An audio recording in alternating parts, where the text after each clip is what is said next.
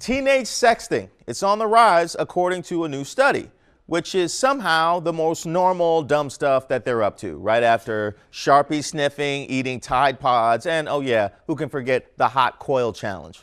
Now, Evan Koslof is here to break down the new numbers. Simply put, it comes down to one question. What is the prevalence of sexting among young people?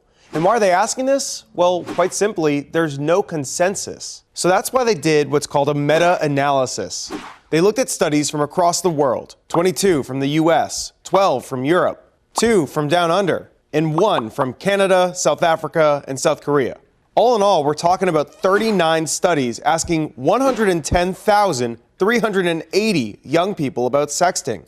The average age of these young people was just 15 years old, and here's what they found. Just under 15% of those young people had sent a sext, and 27% of them had received one. So just think about that for a second. 1 out of 4 of our children have received a sext. That's scary.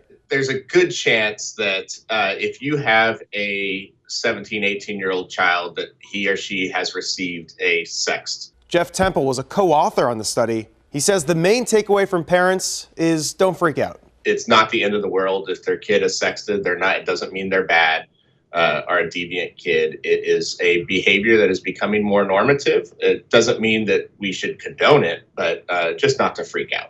One more thing they found, well, this issue is just getting worse. The later that this study was done, the more young people they found were sending these sexts. Talk to your children about this issue. Evan Koslof, WUSA 9.